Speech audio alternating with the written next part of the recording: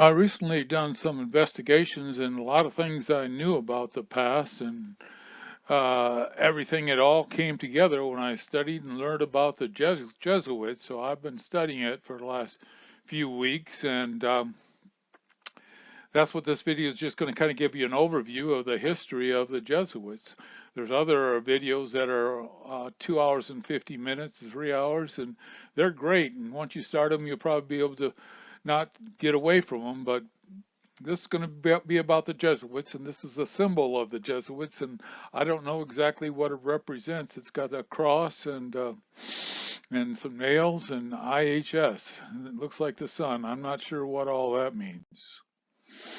This is one of the videos I saw, the American Jesuits, History of Jesuits in the United States, a Dullum film production. They're real good films. And anyway, I ordered the DVD, but now it's available on YouTube. So maybe look for that if you want to get more into it. Have nothing to do with fruitless deeds of darkness, but expose them. So from a biblical point of view, this is a passage that says that we have to expose the deeds of darkness as believers, as Christians. And Jesus talked and warned about the people like the Jesuits. Beware of false prophets who come to you in sheep's clothing, but inwardly they are ravenous wolves. Matthew 7, verse 15. So there's a lot of wolves out there, and a lot of them are in sheep's clothing, and you don't know it, and you think they're church people or whatever, but no, they're not. They're wolves. So what started it? The Reformation led to the beginning of the Jesuit movement when Martin Luther posted his 95 Theses on the chapel walls. It was questioning the authority of the Pope, basically. And he started the Reformation, and they call it the Protestant Reformation. I don't know if they made up that, but Protestant means to protest, so they're protesting against the Roman Catholic Church, basically. So the 5 solas of the Reformation were sola grata, that's in Latin, saved by grace alone; sola fide, through faith alone; sola Christus, in Christ alone; sola scripta, according to Scripture alone; sola Deo gloria, for the glory of God alone. And so this is very biblical, and they did the right thing by what God wrote in the Scriptures, had his authors write in the Scriptures.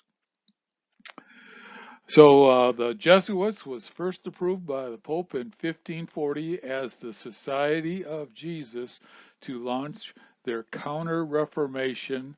Their goal was to end Protestantism. So they are the Society of Jesus. They're the wolves in sheep's clothing. And anyway, and there's the Black Pope probably, and the Black Pope isn't a black person, and there's a Black Pope who runs the Jesuits, and they are always part of the hierarchy of the Roman Catholic Church. So it all started with Saint Ignatius of Loyola, and he came in 1540, and actually he was a warrior for the Roman army, and he fought in a war, and he wanted to become a general. He had a wound that that was too bad he could never go back into combat, so he came back to a monastery, and he had a vision of a snake talking to him, and then he saw the Virgin Mary, and he bowed down before the Virgin Mary, but it wasn't the Virgin Mary, it was Apophis, the female god of the Canaanites. And so anyway, he went off into a cave and spent, I think, 8 months out in the cave, and he was he got a lot of visions now from the Virgin. And anyway, he put together kind of an orientation course that's kind of a orientation to uh, the Jesuits, and it's just saying, teaching them to have absolutely um, loyalty to a higher authority other than God.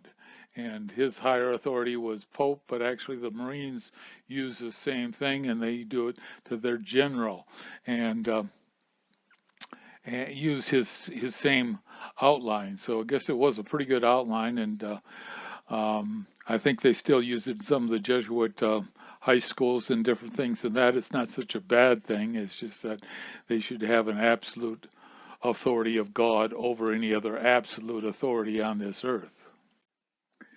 So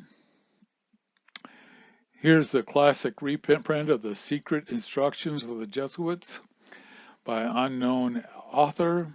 And so we're going to read a little bit of it here. And it says, the instructions to the Jesuits: I do furthermore promise and declare that I will, when opportunity presents, make and wage relentless war, secretly or openly, against all heretics, Protestants, and liberals. And liberals were mostly Roman Catholics who didn't believe the Pope was in absolute power, as I am directed to. So they got to do whatever they're directed to fight against these groups. Extirpate them from the face of the earth, wipe them out. And that I will spare neither age, sex, or conditions, and that I will hang, burn, waste, boil, flay, strangle, and bury those infamous heretics, rip up the stomachs and the wombs of the women, and crush their infant's head against the wall in order to annihilate their execrable race. Their horrible race, I guess that means. That when the same cannot be done openly, I will secretly use poison cup, the strangulating cord, the steel of the poignard, or lead bullets, regardless of the honor, rank, dignity, or authority of the person. So they like going after leaders too. Whatever they may be, their condition in life, either public or private, as I at any time may direct by any agent of the Pope or superior of the Holy Father of the Society of Jesuits. So they can do all these evil things against these evil people, the Protestants and the liberals and all those, and it's an absolute oath that they got to do it when they're told to do it. So this is what the training is all about. Main weapons mentioned of assassination is poison, and a lot of them use arsenic. I don't know if they have better poisons today. They have the garrote, which is a strangling tool. You grab the sticks there and you put the rope around their neck and strangle them. The knife, large knife, and the pistol or gun. So those are the main tools. Here's another part of the instructions.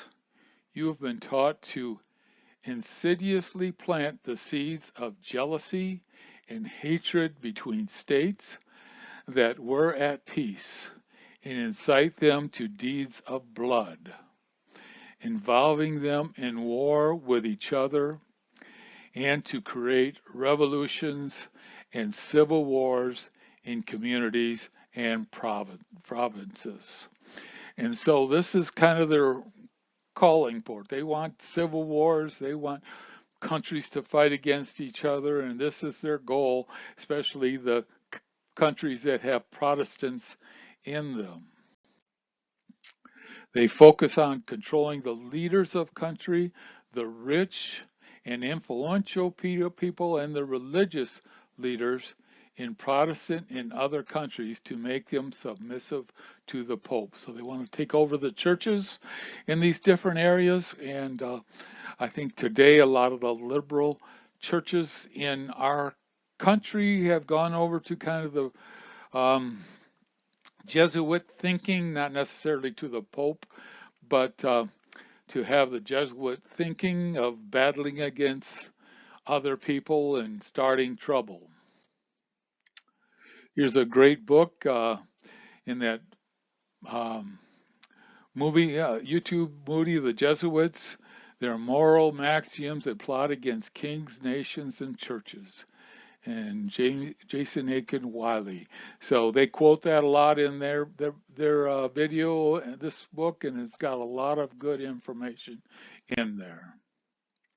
So the Vatican, what's the meaning of the word Vatican? It means worship of the divine serpent. Here's the Vatican Audience Hall.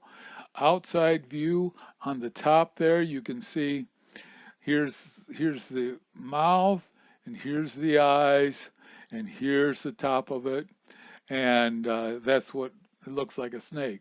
From the inside, you see the top goes back. It's got the two eyes over here, and that looks like a snake too. What a coincidence they set this all up to look like a snake. The Council of Trent. This was put together, I think we'll have the date here in the next slide. But what they did is kind of ratify and made it part of the Roman Catholic Church, all that the Jesuit believed. And it was in 1545, and this is the Council of Trent. If anyone says that the sinner is justified by faith alone, meaning that nothing else is required to cooperate in order to obtain the grace of justification, let him be anathema. That means let him be dead. And so this is another thing that they wrote in there, and they talked about all these things that the Protestants believe, faith alone and Christ alone and all these things. And they took this on with the Council of Trent. Another thing recorded from the Council of Trent: if anyone says that baptism, the sacrament, is optional, that it is not necessary for salvation, let him be anathema. And that, I guess they like that word for dead, and that was Pope Paul III. And so that kind of gives you a feel of the Council of Trent, what they went through, and rather making the Roman Catholic Church go from bad to worse, I say. So the first big war of the Jesuits was the war from 1618 to 1648. And they got the Roman Catholic countries to attack the Protestant countries, and they want to destroy all the Protestant countries, and they actually fell short, and they kind of lost the war. Eventually saw the deaths of 8 million people in this war, so that was a big victory for the Jesuits. They like a lot of death. And I think there's a Bible verse that those who hate me love death, and they love death. And that's talking God talking. The Pilgrims, they came over here in 1614 and 1640, and they wanted to make friends with the Indians. They wanted to witness to the Indians. They wanted them to be Christians. And they were Protestants, and they left England because the Church of England, they didn't change the name at all, but they've been taken over by Jesuit thinking, and they were persecuting the Protestants a great deal in England. And so they came over. They tried to avoid some time in the Netherlands, but it wasn't much better there. And so they came and tried to witness to the Indians. They wanted to make this a Christian nation. And here we have John Winthrop, leader of the Pilgrims, saw the migration as a way to spread the gospel and resist the spread of what they saw as poppyism or antichrist, as seen in the Jesuit effort in those parts of the world. So they saw it in the other part, and the Jesuits are going to find out about the Protestant movement over here, and they're going to come over here as soon as possible. And because that's what they do, they go wherever the um, Protestants are. And here's in 1647, the Masu Bay County banned Jesuits from the county. Jesuits started coming over about this time, and they knew how bad they were, and they banned them from the colony. And we should have kept banning them from the country. Pope Clement himself banned the Jesuits in 1773. He was poisoned a year after issuing this order. They were driven out of countries in Europe dozens of times. Finally, the Pope had them all driven out of all the countries, so they all had to go undercover. And at this time, but this was a divine thing, I believe, because this was right before the United States started, and it kind of stopped their effort to stop the United States in 1776. They they started the United States, and I think the Jesuits from Britain were involved and got the revolution, our revolution over here started. And fortunately, we went against all odds, thank God, and we won, and we got to be a free country, and the British left. By 1840, the order was revoked so they could start coming back. So Jesuits found a new hiding place during this time, the Illuminati, which are the rich people that are involved in so many big things today, the New World Order things, and also Freemasonry. And they got involved in the leadership of Freemasonry. And the leadership are very evil. And I know a lot of people that were good people that were lower level Freemasonry, and I don't think they were Jesuits. And it was just like a club where they go to and meet with some guys and go have coffee or drink or whatever. And so anyway, but they did take over the leadership of Freemasonry. Causes of the French Revolution. Well, Louis XIV was actually a Jesuit, and he was slowly killing the Christians, but I don't think it was fast enough for the Jesuits. They got part of the Reformation revolution going together, and um, got the people together, and they revolted against king the king, and they killed the king, and then they had a big wonderful revolution, and it was Jesuit uh, revolution basically, and it resulted in misery and death, and over 300,000 of the Protestants in the country were put to death too by this wonderful group of Jesuits. I don't know if you ever heard of St. Bartholomew's Day Massacre. The king in France called all Bible believers to come to a special celebration in 1572, where they all came and were ready to sing and praise the Lord. He killed 70,000 during this time. During this time, uh, right in here in Europe, there was supposedly, I've heard 50 to 100 million people were killed. Here's a great quote from Marquis de Lafayette. It is my opinion that if the liberties of the United States of America are destroyed, it will be by the subtlety of the Roman Catholic Jesuit priests, for they are the most crafty, dangerous enemies to civil and religious liberty. They have instigated most of the wars of Europe, and I believe he's right. Most of the wars before that time, most of the wars after that time were caused by the Jesuits and their sheep, their wolves in sheep's clothing.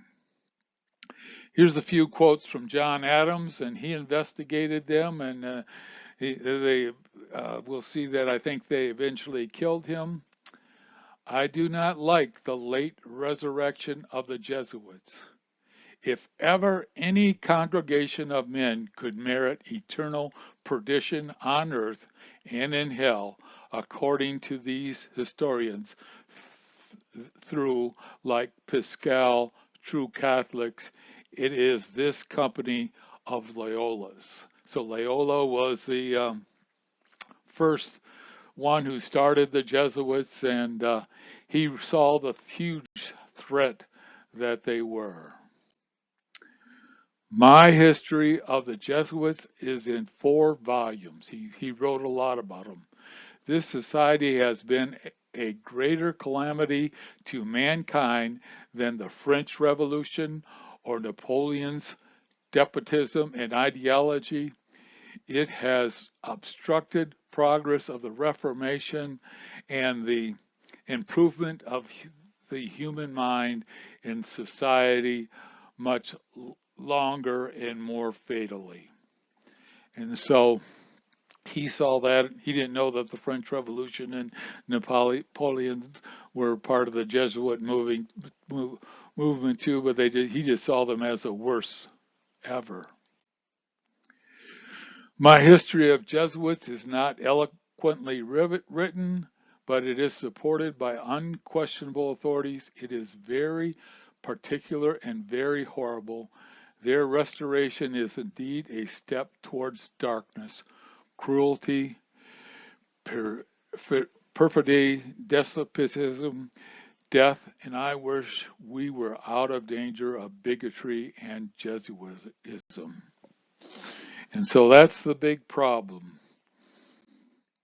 And they wrote the Constitution, and now that I understand the whole agenda of the Jesuits, it was written to prevent the Jesuits from taking over or any other type tyranny like the Jesuits, and all the things, free speech and free press and all the things that they were fighting for, and right to carry arms, were all things that the Jesuits could not stand. They liked to make people slaves of them, of the Pope. And so, but it was a brilliant, brilliant document. And you see people today say the Constitution has to grow, it has to change. Those people, 99.9% of them are Jesuits. Here's the Whiskey Rebellion, and this is George Washington, 1794. In this uncertainty, therefore, I put into motion 15,000 men, as much as an army, which, according to all human calculations, would be prompt and adequate in every view, and might even perhaps, by rendering resistance desperate, prevent the effusion of blood. So, Whiskey Rebellion was started by the Jesuits. He added, there was an added tax, and so they had a big rebellion over the whiskey. And he went out there, and the Jesuits were the one who started the Whiskey Revolution. War of 1812. Now, this was an interesting war, and what actually happened is the British didn't really have as many soldiers over here. They just wanted to control us. They weren't here to fight a war, and they had enough to control things. But God was on the side of the revolutionists, and they were defeated. And anyway, in 1812, they got their army together. All their other little side wars were stopped. They got a big army together and sent them over here, and they were going to take back the country and put it under control of the Jesuits, a great movement. And anyway, I don't know if you've ever heard this, but just before the war, when they were coming up to the shore, one of the biggest hurricanes ever reported in northern North America hit that area and hit their ships and destroyed a majority of them, and they lost more soldiers than they had in all the wars combined from this little hurricane. And I think that was the good Lord didn't want the Jesuits to take over the country that he had big plans for, to be his representative country and be a witness to the world. So anyway, the remainder went to shore, and they were easily handled by the American soldiers, and they lost that war too. So here's some presidents who died under suspicious circumstances. And I'm not going to say it was the Jesuits, but they all had symptoms of this arsenic poisoning. And the first was George Washington in 1799. He came out against the Jesuit movement in that year, and he died with all the symptoms of arsenic poisoning. Thomas Jefferson and John Adams, he's the one that they hated. They didn't like Thomas Jefferson either. Died on the same day, on July 4th, 1826, the 50th anniversary of our Constitution. Both were involved in disclosing the Jesuit agenda. What a coincidence that was. James Monroe died on July 4th again, 1831, same symptoms. William Henry Harrison in 1841, he was campaigned as heavily against the Jesuits. He died 1 month into his presidency, I believe. And Zachary Taylor on July 9th, 1849, and he had symptoms from the July 4th. He was apparently poisoned. He did die for 5 days. So these are all the ones suspiciously, and after that they started to have better protection for the presidents. So here's a great book about the Jesuits, and it's written by Charles Chiniquet, and it's 50 years in the Church of Rome. Well, I don't know if you know him or not, but anyway, he was in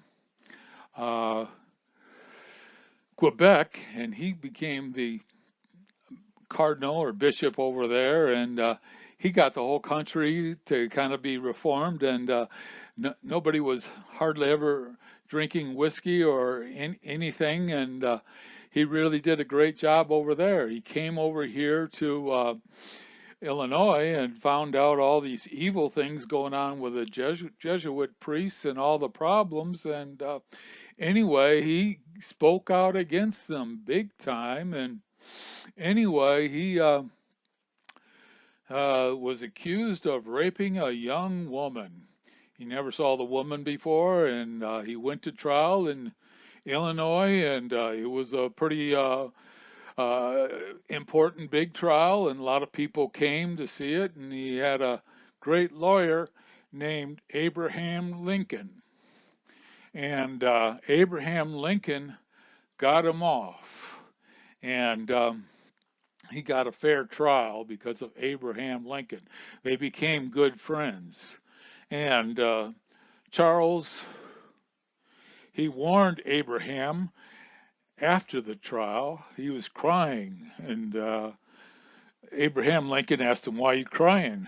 He said, "There's 11 Jesuits in the audience, and they're all staring at you. They want to kill you." And Lincoln said, "Well, I'll be doing my job when they kill me." And he wasn't so worried about it, but Chineke was, and they kept in contact after that.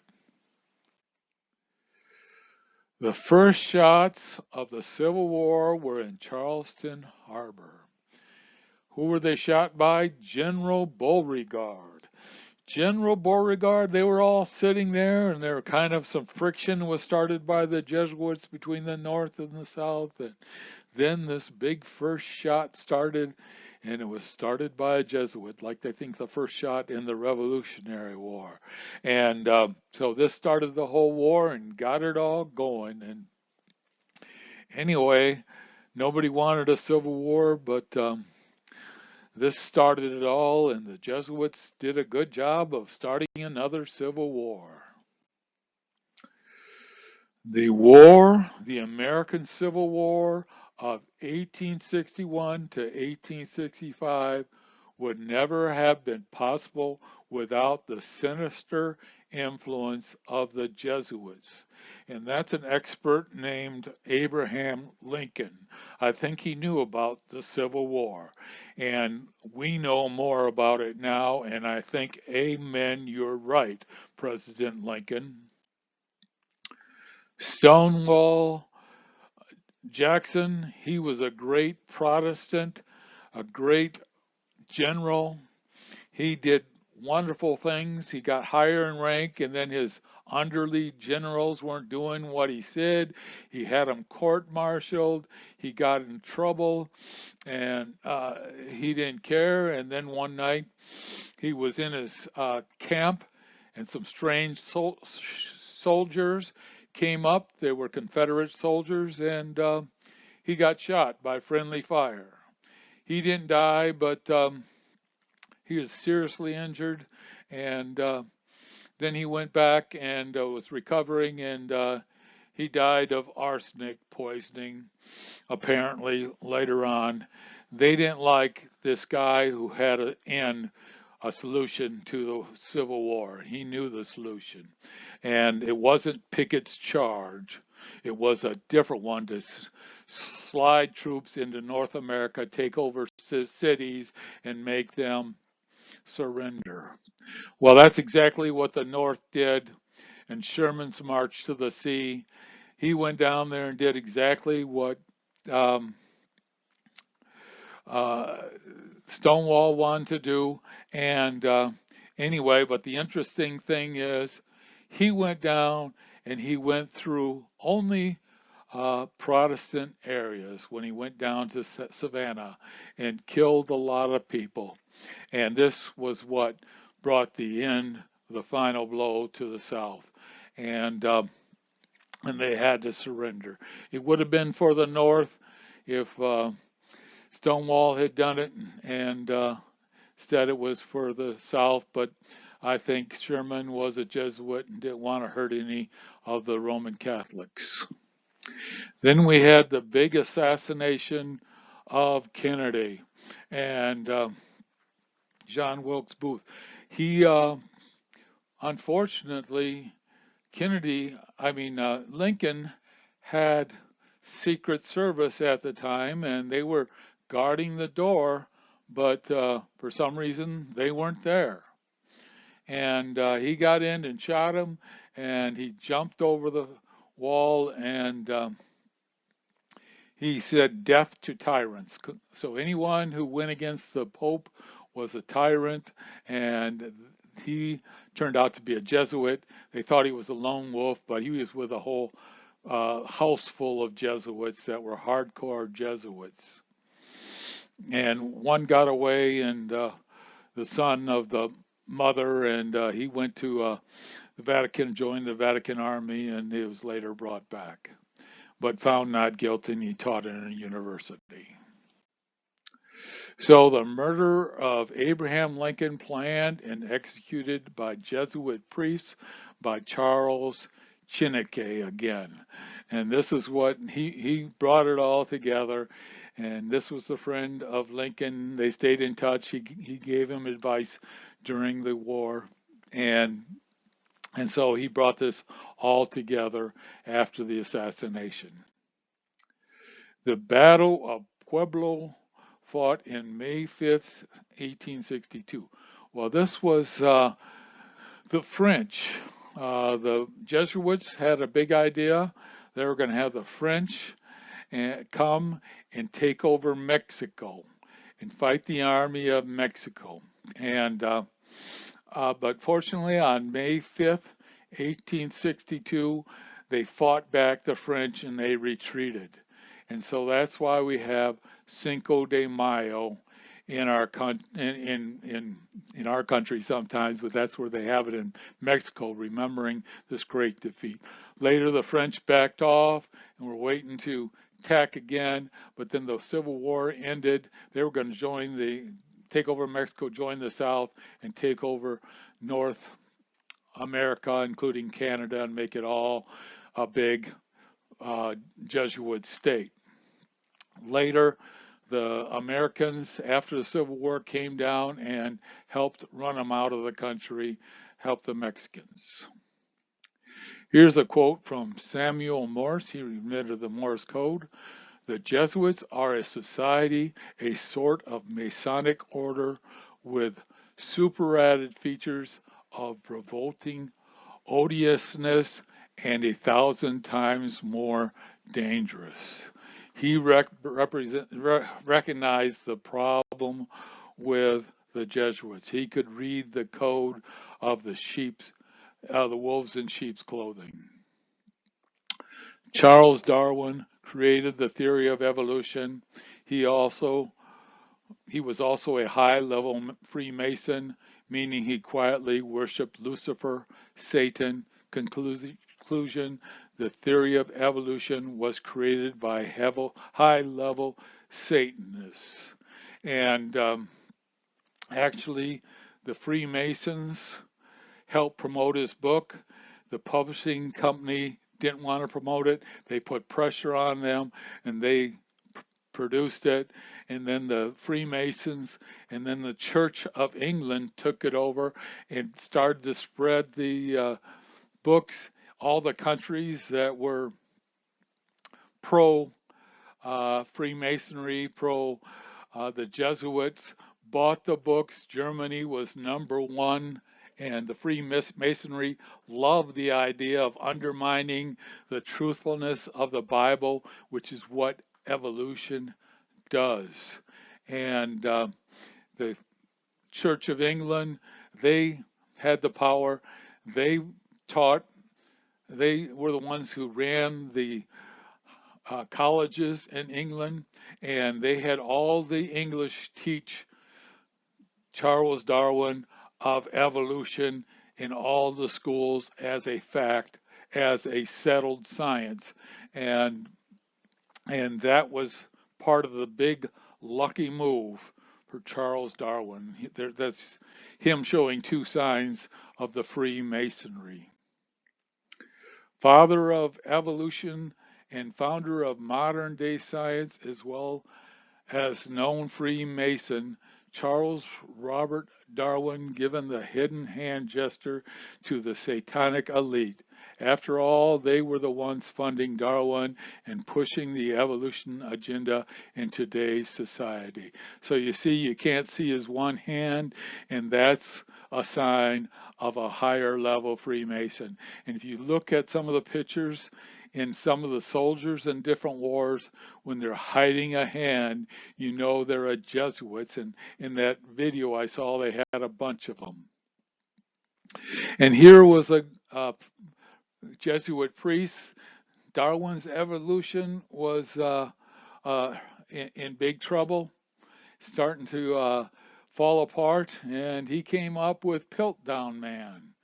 Piltdown Man was found to be a hoax 40 years later, but it was in all the schools as absolute evidence of evolution. And they keep using it until that time.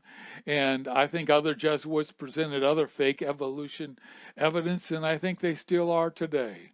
Here's a quote from T.N. Tashmishan.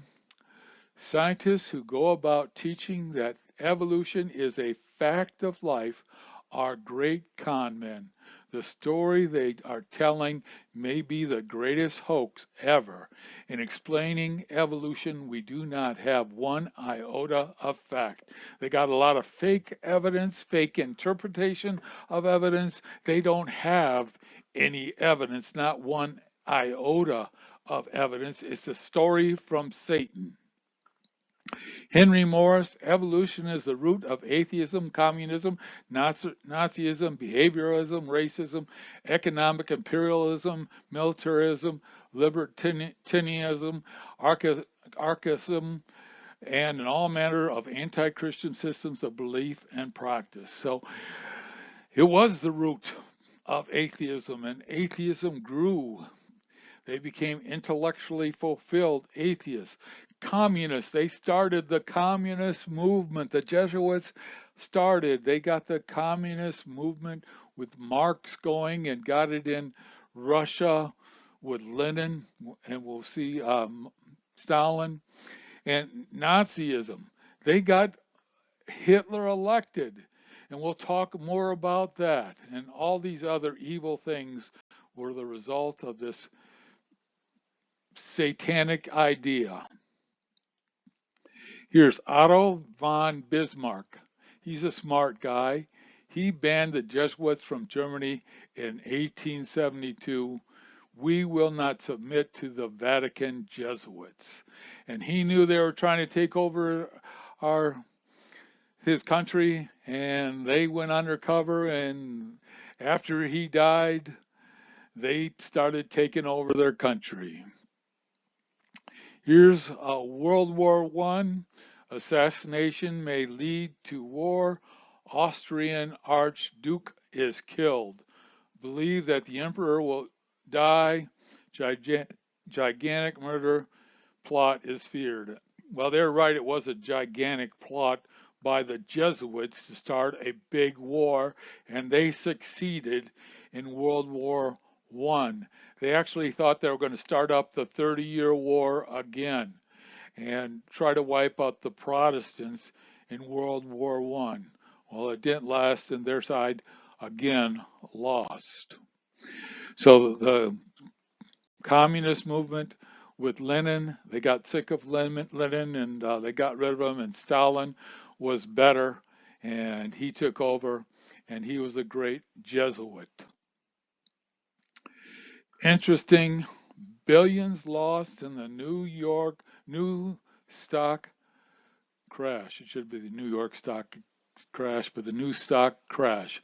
Well, what happened was this was a big plot, a big conspiracy.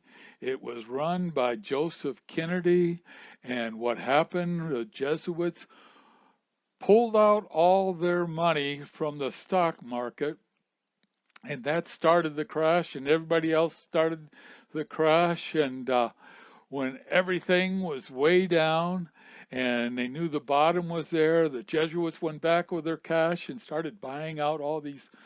They liked the military companies and all these big corporations, and they became the controlling interest in all these big corporations and got these cheap stocks. It was all part of a big conspiracy, and Joseph Kennedy was the one who helped them out. Here's Adolf Hitler. He's going to make a great admission here. I have learned most of all from the Jesuit order. So far, there has been nothing more imposing on earth than the hierarchical organization of the Catholic Church. A good part of that organization I have transported to my own party, the Jesuit order. And he had a lot of his leaderships in his party. They're the ones who got him elected, and they're the ones he had them lead the Gestapo. He put as many as he could into the SS, and Of course, everyone thought he was putting good Roman Catholics in there, but they were wolves in sheep's clothing. And they were the ones who did the horrible things in Germany that were unthinkable. And Adolf Hitler, of course, loved it. He loved the theory of evolution too. And here's a quote by Edmund Paris, The Secret History of the Jesuits. And here he has a picture of the Black Pope with Mussolini and Hitler. And the Black Pope is a pope, he's the leader of the Jesuits, and he wears a dark robe. And he's not a black person, it's a dark robe. I don't know if they ever had a black pope, but it's based on the robe. And he was friends with Mussolini and Hitler, and the Jesuits got the war going. Winston Churchill, you must understand that this war is not against Hitler or national socialism, but is against the strength of the German people, which is to be smashed once and for all, regardless of whether it is the hands of Hitler or a Jesuit priest. He realized it was Hitler and the Jesuit priests, but Hitler was a Jesuit priest too. So the big problem was the hands of the Jesuit priests. He was right. And Adolf Hitler, a good Jesuit, he killed a lot of Christians. He killed the 6 million Jews and killed hundreds of thousands of Christians, the ones who wouldn't leave the Protestant faith and become part of his Protestant Christianity, the German church, and they abandoned all the ideas of the Reformation. But he said the best thing is to let Christianity die a natural death. The dogma of Christianity gets worn away before the advances of science. So they thought that the dogma was going to be ruled by evolutionary science. Religion will have to make more and more concessions. That's a huge problem when we make these concessions with the evolutionists. That's compromising with the devil. Gradually the myths crumble.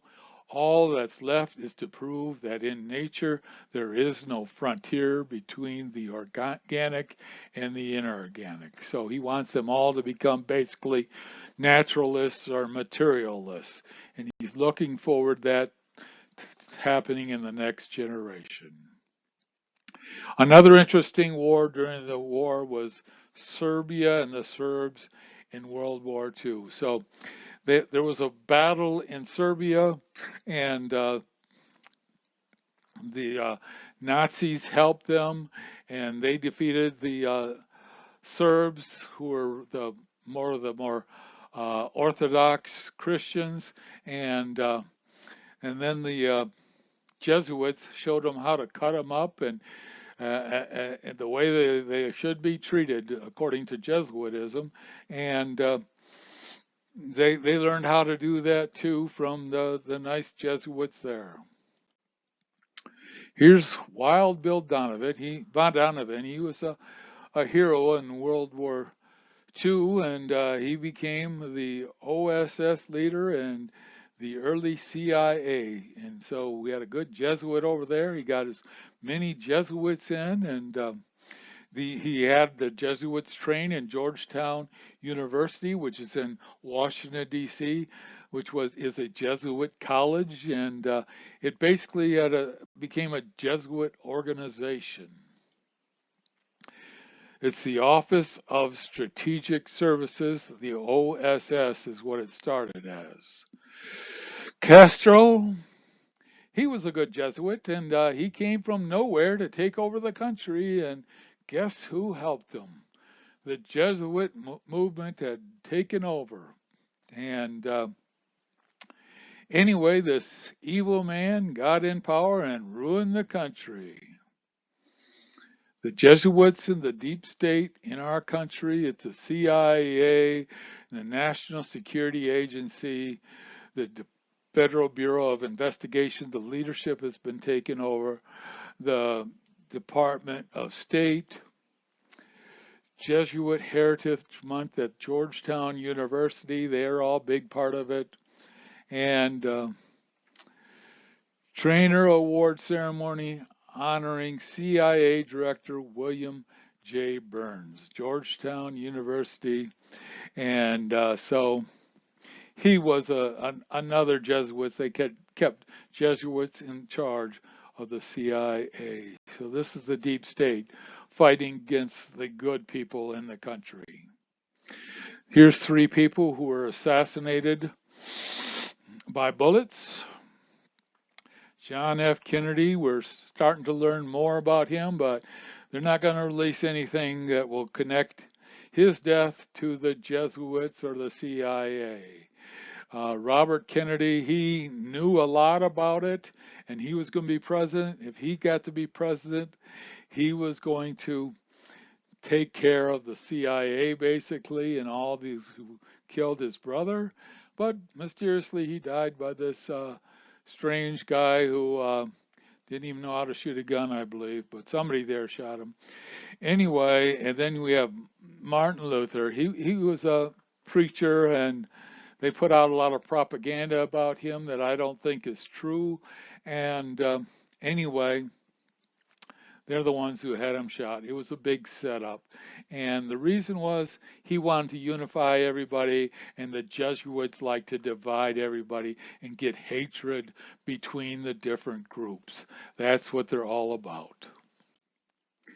Here's a big honor graduate of Georgetown University is Bill Clinton. And his whole ideology and thinking was from Georgetown. Others were George H.W.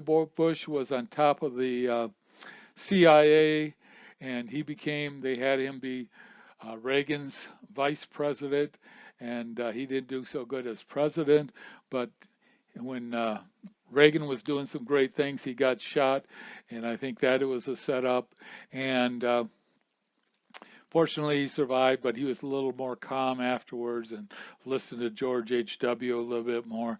And anyway, and Bill Clinton was a big one. And George W. Bush, I think he was influenced by the Jesuits, and that's what got us into the big Afghanistan war. All the leaders that are good Jesuits will bow down to the Pope. And here we have Crazy Joe. Crazy Joe was sworn in on a Jesuit Bible. Isn't that wonderful? Joe Biden and his wife Jill holding the Bible. Here we see the group of people lining up to go into our country. And I'll tell you one thing about everyone in this group. They were Roman Catholic, or some other religion close to that, but there were no Protestants in them. The Jesuits never would allow them to come if this was a Protestant movement, but they had Crazy Joe in charge, and he opened the gates and let in 12 million. They say, I think it could be 20 million. What if Ukraine loses? Well, Zelensky is a Jesuit. And anyway, the whole thing with Russia having the troops on the border, what they don't talk about is part of the country voted to become separate and part of the Soviet Union or Russia. And it got approved by the UN, and it was all set to go. But Zelensky said no. Of course, like a good Jesuit, he killed the media. He killed the opposition party and got in power because of the Jesuits. And he says he's a Jew, so now he's a sheep in a wolf in a sheep's clothing. And he could have had peace there. It could have been over. But now all these, I'd say hundreds of thousands of people are dying. And of course, Uh, Crazy Joe sent over $140 billion over there, and that was laundered to a lot of different people, and a lot of the Jesuits got it, and they got a lot of arms, and they sold the arms and used some of them and tried to fight a little bit against the Russians, and it was all a big setup by the Jesuits. Here's Dr. Anthony Fauci on his Jesuit education. When I went into medical school, I was as much a humanitarian as I was a scientist, and that had a major impact on the direction of my career in medicine, science, and public health. So he turned out to be a really good guy, but he will go down in history as the first government scientist to be preemptively pardoned for crimes against humanity. I don't know what all you do. You can do it, and YouTube doesn't like me talking about it, so I'm not going to talk about him right now. But I think he did a lot, and he was a good Jesuit. Here we have Bill Gates and Epstein. Well, I'll tell you, Epstein's Island was a place they sent Jesuits to go there, and they were to be introduced having sex with underage children, and this is what the Jesuits do, and they do it all over the world, and get them say, now we know that you've done this, you better do what we say or else we're going to let it out. And so um, uh, this is all part of the big Jesuit plan. This was just a small little section of the Jesuits for the high class people. They could go over to this island, this great, nice island, and go have fun and then be under the control of the Jesuits. The first Jesuit Pope just passed away. He was born in Buenos Aires, and he was elected 266th Pope at the age of 76, the first non-European in modern times to hold the Pope. Well, he passed away, and now they're waiting to elect. And I think he's going to definitely be a liberal and probably be a Jesuit, because the last Pope before, he was the first one to resign in 600 years, and he was a conservative, and he was under a lot of pressure, and he lived another 10 years and wrote a lot. But the powers that be in the Vatican are going to let somebody who's going to be friendly with the Jesuits just wait and see. Save America, President of the Donald J. Trump. I think this whole attempted assassination was a big, huge Jesuit plot. The Secret Service had to be involved, and also I think the CIA, probably the FBI. By the grace of God, he turned his head and was not killed. It was not his time to die. So the Jesuits struck out on that one. Here in Revelation, it talks about the prostitute on the dragon with 7 heads, and the dragon is Satan. And here's a verse from Revelation 17:1.